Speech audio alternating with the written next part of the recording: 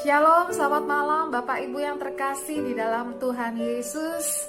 Kita kembali bertemu di program pemuritan Trio Group. Dan hari ini kita akan belajar lebih dalam lagi mengenai perumpamaan talenta.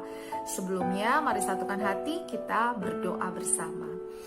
Bapa di dalam surga, kami mengucap syukur untuk setiap kebaikan dan kemurahan-Mu dalam hidup kami. Kami mohon Engkau mengampuni kesalahan dan dosa kami, menguduskan kami, supaya saat ini setiap kami layak berada dalam hadirat Tuhan. Dan mohon Roh Kudus memimpin pemuritan ini dari awal, pertengahan hingga akhir, sehingga sungguh-sungguh kami mendapatkan pengertian dan rema firman Tuhan yang menjadi dasar seluruh kehidupan kami. Mohon Roh Kudus-Mu juga memimpin hamba-Mu agar apapun yang Dia sampaikan hanya hati Tuhan saja. Di dalam nama Tuhan Yesus kami siap belajar. Sama-sama kita katakan amin. Saudaraku, mulai minggu ini kita akan masuk lebih dalam lagi mempelajari poin demi poin yang disampaikan oleh Tuhan Yesus dalam perumpamaan tentang talenta, sehingga kita sungguh-sungguh mengerti apa yang diinginkan Tuhan, apa yang dimaksudkan Tuhan dari perumpamaan ini. Poin yang pertama yang kita pelajari hari ini adalah tentang kerajaan Allah, atau sering juga disebut kerajaan sorga. Ini adalah inti, isi, muara, dan pangkal dari semua pengajaran Tuhan Yesus selama Tuhan Yesus ada di dunia ini. Dan ini juga adalah isi, intisari dari seluruh firman yang dituliskan di dalam Alkitab sejak dari Perjanjian Lama sampai dengan Perjanjian Baru. Jadi penting sekali untuk kita mengerti apa itu kerajaan Allah dan bagaimana kerajaan Allah itu bekerja. Yang pertama, saudaraku, kata yang dipakai adalah kerajaan Allah. Yang kedua, kerajaan sorga. Dari dua kata ini kita akan mendapatkan pengertian lebih dalam. Dari kata yang pertama, yaitu kerajaan Allah, kita tahu bahwa ini merujuk pada kepemilikan. Bahwa kerajaan ini dimiliki oleh Allah. Rajanya yang berdaulat dan berotoritas penuh satu-satunya adalah Allah. Dan di Ibrani dikatakan karena yang memiliki adalah Allah, maka kerajaan ini bersifat kekal. Dia tidak tergoncangkan, dia tetap seterusnya selama-lamanya. Berbeda dengan kerajaan yang ada di dunia. Kerajaan yang ada di dunia ini satu saat mereka ada, berjaya, tapi kemudian menghilang. Bahkan kerajaan si iblis itu kita tahu bahwa kerajaannya sudah dihancurkan di bawah kaki salib. Dan nanti pada satu waktu nanti justru penguasanya akan dimasukkan dalam neraka yang kekal. Jadi kerajaan itu walaupun kelihatannya punya cukup pengaruh, cukup kuat kuasanya di dunia ini, kita tahu bahwa tidak akan pernah dia bertahan selama-lamanya. Ada masanya kerajaan dunia, kerajaan iblis itu akan berlalu, apalagi kerajaan yang dibangun oleh manusia. Lalu saudara, dalam kitab 1 dan 2 Tesalonika, itu kita menemukan bahwa Paulus menjelaskan Allah sang pemilik tunggal kerajaan, penguasa tunggal kerajaan itu memanggil manusia, orang-orang yang percaya untuk menjadi warga kerajaannya. Dan Allah itu dengan kasih-Nya melalui Yesus, melalui salib, itu memandang manusia yang percaya kepada Yesus itu layak untuk menjadi warga kerajaan sorga. Jadi kita ini harus sangat-sangat bersyukur karena hanya kebaikan kemurahan Tuhan dan hanya lewat salib kita yang tadinya warga kerajaan dunia yang dikuasai oleh iblis ini dipindahkan menjadi warga kerajaan Allah.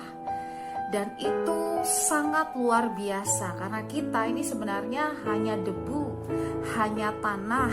Kita ini tidak terlalu hebat seperti malaikat, luar biasa seperti malaikat, tetapi Tuhan menganggap kita berharga, Tuhan menganggap kita mulia, sampai kita disebut layak dan kita dipanggil untuk menjadi warga kerajaan Allah. Oleh karena itu bersyukur saudaraku. Tetapi masalahnya terkadang manusia itu tidak mengerti bahwa ketika dia masuk dalam kerajaan Allah, menjadi warga negara kerajaan Allah, hukum, peraturan, ketentuan yang berlaku atas hidupnya sekarang adalah semua hukum dalam kerajaan Allah, bukan lagi kerajaan dunia, kerajaan iblis atau kerajaan dirinya sendiri. Masalahnya terkadang orang itu mau keselamatannya, orang mau kekekalannya, orang mau masuk dalam kerajaan sorganya, tetapi untuk hal-hal tertentu tentang kepemilikan, kekayaan, tentang hidup, tentang tubuh, kesehatan, dia mau itu berlaku dengan sesuai keinginannya sendiri. Dia ingin bahwa yang berkuasa atas hidupnya adalah kerajaannya sendiri. Atau bahkan dia bisa saja dipengaruhi oleh dunia sehingga kerajaan dunia itu menguasai hidup mereka. Mereka tidak mau meninggalkan pengaruhnya, tetapi mereka mau keselamatannya, mereka mau kekekalannya, mereka mau surganya. Dan ini yang kadang-kadang menjadi perseteruan dalam diri manusia. Kita harus sadar, once kita menjadi warga kerajaan Allah, kita harus tunduk taat pada peraturan, ketentuan, dan hukum dari kerajaan Allah. Dengan demikian kita berjalan sejalan dengan Allah yang adalah Raja di atas segala raja, pemilik dan otoritas yang tertinggi dalam kerajaan ini. Dari poin yang pertama ini saudara, kerajaan Allah, kita mengerti bahwa talenta, apapun yang ada dalam hidup kita, apapun yang ada dalam diri kita, berarti kepemilikannya adalah kepemilikan absolut dari Allah. Tidak ada satu orang pun yang punya kuasa penuh atas dirinya, atas apa yang dia miliki, atas apa yang dia punyai, atas apapun dan siapapun yang ada dalam hidupnya. Itu bukan di bawah kekuasaan kita. Itu semua di bawah kekuasaan dan kepemilikan Allah. Jadi talenta yang saudara dan saya punya dalam bentuk apapun, kemampuan saudara berpikir, kemampuan berbicara, kemampuan tangan, kaki, kesehatan, segala kekayaan, mobil, rumah, perusahaan, dan sebagainya, saudara, kita harus tahu bahwa itu semua adalah milik kepunyaan Allah ketika kita menjadi warga kerajaan Allah. Lalu dari kata yang kedua, kerajaan sorga, ini menunjukkan teritori kekuasaan dari kerajaan Allah. Kerajaan sorga berada di sorga, berasal dari sorga, bukan berasal dari dunia ini. Dan seperti yang Tuhan Yesus sampaikan kepada Pilatus, dia katakan, kerajaanku bukan dari dunia ini, jadi tenang saja, kata Tuhan Yesus. Karena waktu itu pemerintah Romawi, kekaisaran Romawi di Israel itu takut bahwa seseorang yang bernama Yesus ini mengklaim dirinya raja dan jangan-jangan akan mengkudeta kekaisaran Romawi.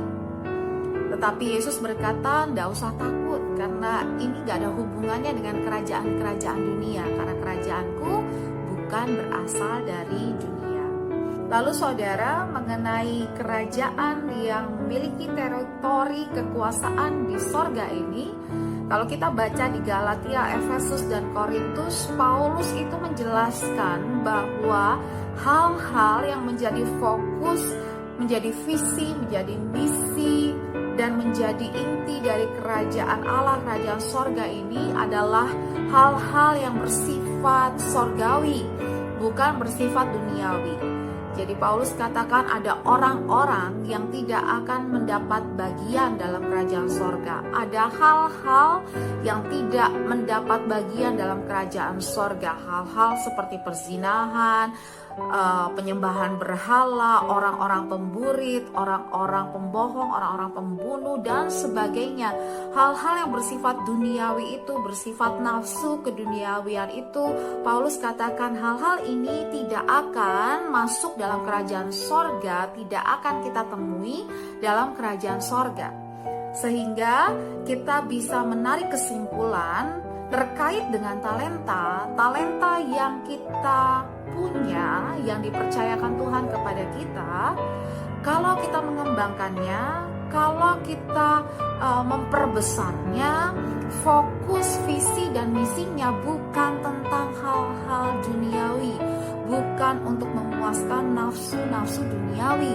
Semuanya itu ditujukan untuk kerajaan sorga, ditujukan untuk hal-hal sorgawi. Jadi kita harus mengerti bahwa kalau kita mengembangkan diri kita, mengembangkan talenta kita, segala kemampuan kita, kemampuan berpikir, ide-ide kreatif, inovasi, kita mengelola kekayaan kita, mengelola pekerjaan kita, mengelola keluarga kita, semua yang ada di dalam hidup kita, fokusnya, visinya, misinya adalah untuk kerajaan sorga, bukan untuk hal-hal duniawi. Tetapi kesalahannya sering manusia itu menggunakan talenta yang adalah harta sorgawi dan seharusnya diperuntukkan untuk hal-hal sorgawi, tetapi untuk memenuhi hal-hal duniawi, nafsu-nafsu duniawi. Nah, kalau peruntukannya salah, di mana-mana kita mengerti bahwa sesuatu yang digunakan dengan peruntukan yang salah berarti melanggar hukum dan melanggar peraturan. Yuk kita cek, apakah kita selama ini sudah memperuntukkan segala talenta kita untuk kerajaan sorga, atau kita salah memberikan peruntukan pada talenta-talenta yang Tuhan percayakan kepada kita. Lalu pertanyaannya saudara, kalau begitu apa sih fokus, visi, dan misi dari kerajaan sorga ini? Kita pelajari di 1 Korintus 4 ayat 2, Paulus berkata bahwa kerajaan Allah itu yang pertama tentang kuasa. Lalu kemudian di Roma, Paulus menuliskan bahwa kerajaan Allah itu tentang kebenaran, tentang damai sejahtera, dan tentang sukacita. 4 hal ini saudara, ini adalah fokus visi misi dari kerajaan sorga. Jadi kaitannya dengan talenta adalah segala sesuatu yang Tuhan percayakan kepada kita. Talenta yang kita terima dari Tuhan, itu fokusnya adalah yang pertama tentang kuasa, menyatakan kuasa Allah. Jadi kalau kita menjadi bisa berlipat kali ganda karena mengembangkan talenta kita, itu bukan bicara mengenai kehebatan kita, bukan bicara mengenai kuat gagah kita, tetapi kita bicara dan menjadi kesaksian bahwa kuasa Allah itu sungguh-sungguh bekerja dalam diri orang yang percaya dan bekerja sungguh-sungguh untuk Tuhan. Lalu kemudian talenta kita itu digunakan untuk apa? Untuk menyatakan kebenaran, untuk melakukan kebenaran sesuai dengan firman Tuhan. Apa itu kebenaran? Yuk baca semuanya firman Tuhan. Kebenaran firman Tuhan adalah tentang murah hati, tentang kasih, tentang kesabaran, tentang pengendalian diri, tentang melayani orang lain, tentang menjadi saluran berkat. Semuanya itu yang sudah dituliskan dalam hukum-hukum kerajaan sorga. Lalu tentang sukacita, damai sejahtera, di mana dari talenta kita menjadi sumber dari saluran damai sejahtera, saluran sukacita yang disediakan Tuhan, sehingga kita menjadi berkat untuk orang-orang sekeliling kita. Jadi bukan hanya untuk kita sendiri saja, tetapi Tuhan mau dari talenta kita dan dari bagaimana kita mengupgrade diri kita, sehingga kita bisa bermultiplikasi. Kerajaan sorga itu visinya bisa terjadi atas kehidupan kita, yaitu membawa kuasa Tuhan nyata, dan kemudian kemudian menegakkan kebenaran Tuhan dan membawa sukacita, damai sejahtera dalam hidup kita dan dalam hidup sekeliling kita, siapapun orang-orang yang ada di tengah-tengah kita. Jadi kalau talenta kita justru tidak membawa damai sejahtera, tidak membuat orang yang bersama-sama dengan kita sukacita, berarti kita salah peruntukan. Jadi saudaraku, dari satu poin ini tentang kerajaan Allah atau kerajaan sorga, kita mengerti bahwa talenta yang Tuhan berikan kepada kita, apapun bentuknya, itu harus mengerjakan fokus, visi, dan misi kerajaan sorga, yaitu untuk menyatakan kuasa Allah dalam dunia ini, dalam kehidupan saudara dan saya, lalu untuk menegakkan kebenaran dari kerajaan Allah dan mendatangkan damai sejahtera dan juga sukacita dalam kehidupan kita dan dalam kehidupan sekeliling kita, di dalam kehidupan keluarga kita, masyarakat di mana kita tinggal. Dan kita tahu kita lakukan itu semuanya karena kita mau bertanggung jawab terhadap Allah yang memiliki segala sesuatunya. Karena nanti kita akan mempertanggungjawabkan semua talenta itu di hadapan Tuhan. Dan Tuhan akan menilai apakah kita termasuk dan tergolong pada hamba yang baik atau hamba yang jahat. Dan ayat yang terakhir yang menjadi peneguhan untuk kita semua adalah di Matius 6 ayat 33 yang sudah sangat kita kenal, yaitu carilah dahulu kerajaan Allah dan kebenarannya, maka segalanya akan ditambahkan kepadamu. Yang manusia cari adalah hal-hal duniawi, kekayaan, kehormatan, dan semua yang bisa memenuhi keinginan dagingnya, yang membuat dia senang, yang membuat dia nyaman, yang membuat kehidupannya terlihat hebat dan luar biasa. Itu keinginan daging, itu keinginan duniawi. Tetapi Tuhan bilang, jangan cari semua itu. Kalaupun engkau membutuhkannya, yang pertama engkau harus cari adalah kerajaan Allah dan kebenaran-kebenarannya. Jangan takut dengan segala sesuatunya, karena Allah yang akan menambahkan segala yang engkau butuhkan dan mencukupkan segala apa yang engkau perlukan. Kalau kita mengerti bahwa semua yang kita miliki adalah milik Allah, saudara seharusnya terbebas dari stres. Karena apa? Karena otoritasnya ada di Allah, bukan di kita. Kalau saya punya tugas untuk menjaga sebuah rumah yang indah, memeliharanya, saya akan dengan senang hati mengerjakan segala sesuatu yang dibutuhkan, yang diperlukan, sehingga rumah itu tetap baik, tetap bersih, tetap nyaman, tetap indah, karena pemiliknya sudah meng-hire saya. Tetapi kalau ada segala sesuatu yang terjadi, ada yang dibutuhkan rumah itu, misalnya perlu perbaikan, lalu atau rumah itu perlu alat-alat baru untuk membersihkan, untuk membuatnya lebih nyaman, itu tidak pada saya tanggung jawabnya. Saya hanya harus connect kepada sang empunya rumah. Dan saya percaya empunya rumah yang bijaksana, pasti dia akan memberikan apa yang saya butuhkan untuk memastikan asetnya ini, rumahnya ini dapat saya jaga dengan sebaik-baiknya. Dia tidak akan membiarkan saya kekurangan, dia tidak akan membiarkan saya tidak punya apa yang saya butuhkan, dan dia tidak akan membiarkan asetnya terbengkalai hanya karena dia tidak mau memenuhi apa yang saya perlukan. Jadi, kalau kita melihat dari kacamata itu, kita tahu bahwa apapun yang ada di tangan kita tinggal memasrahkannya saja pada sang empunya dan menetapkan hati untuk menjadi pengelola yang baik. Dan sang empunya Allah itu akan mengetahui apa yang perlu, apa yang paling penting, apa yang betul-betul kita butuhkan, dan akan memenuhinya. Saya percaya malam hari ini kita belajar banyak tentang kerajaan Allah dan kerajaan sorga. dan itu mendatangkan ketenangan, damai sejahtera dalam hati kita, karena kita tahu semuanya adalah milik kepunyaan Tuhan. Mari saudaraku, kita tutup pemberitaan malam hari ini. Kita berdoa. Bapa yang baik, pemilik segala sesuatu dalam hidup kami dan dalam keberadaan kami. Kami bersyukur karena Engkau bukan cuma Allah, bukan cuma Raja, tetapi bagi kami Engkau adalah Bapa yang baik. Bapa yang baik yang tahu apa yang kami perlukan, apa yang kami butuhkan selama kami berkomitmen untuk menjadi pengelola yang baik dalam segala hal yang Tuhan percayakan.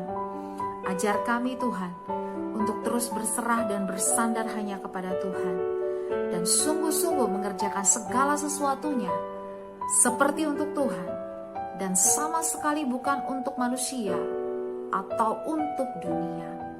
Karena kami percaya satu saat nanti ketika kami mempertanggungjawabkan segala sesuatu yang Tuhan percayakan, Tuhan akan melihat kami dan menerima kami sebagai hamba yang baik dan yang setia. Terima kasih Bapa yang baik, terima kasih Tuhan Yesus dan Roh Kudus. Kami menaikkan doa ini di dalam nama di atas segala nama Yesus Kristus Tuhan yang mengajarkan kami berdoa. Bapa kami di dalam surga, dikuduskanlah namamu. Datanglah kerajaan-Mu, jadilah kehendak-Mu di bumi seperti di surga. Berikanlah kami pada hari ini makanan kami yang secukupnya, dan ampunilah kesalahan kami seperti kami juga mengampuni orang yang bersalah kepada kami. Jangan masukkan kami ke dalam pencobaan, tetapi lepaskanlah kami daripada yang jahat. Karena Engkau yang punya kerajaan dan kuasa dan kemuliaan sampai selama-lamanya. Mari arahkan hatimu, kita terima berkat yang terbaik dari Bapa di sorga. Tuhan Yesus memberkati engkau dan melindungi engkau. Tuhan menyinari engkau dengan wajah-Nya dan memberi engkau kasih karunia, kebaikan dan kemurahan. Tuhan menghadapkan wajah-Nya kepadamu dan memberi engkau damai sejahtera dan sukacita dari sorga. Anugerah yang terbaik dari Bapa di sorga, cinta kasih dan pengampunan dari Tuhan Yesus, pertolongan, hikmat, pengajaran dari Roh Kudus akan bersama dengan engkau mulai dari malam hari ini sampai Maranatha, bahkan sampai selama-lamanya. Amin.